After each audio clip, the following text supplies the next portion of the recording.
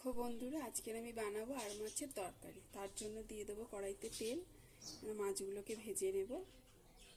মাছগুলোকে আমি নুন হলুদ দিয়ে মাখিয়ে নিয়েছি। এবার দিয়ে দেবো কড়ার মধ্যে ভাজতে।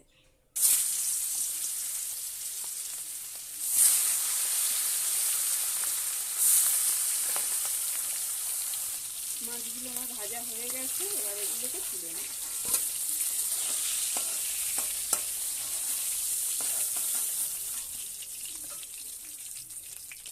ওই কড়াইতে দিয়ে দেবো শুকনো লঙ্কা, জিরে, তেজপাতা। দিয়ে দেবো পেঁয়াজ। পেঁয়াজটা ভাজা হয়ে গেছে। এবার দিয়ে দেবো আদা রসুন বাটা।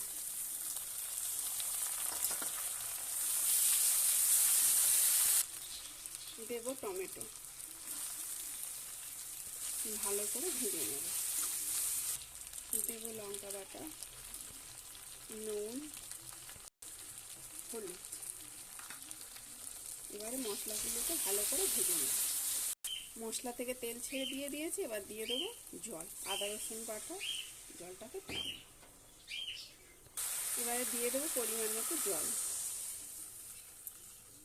দেখো ঝোলটা ফুটে গেছে। এবার মাছগুলোকে দিয়ে দেবো।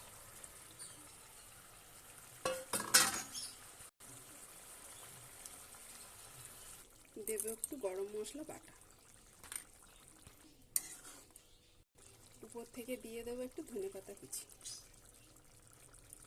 হয়ে গেছে আমাদের আর মাছের তরকারি। এবার গ্যাসটা অফ করে দেবো।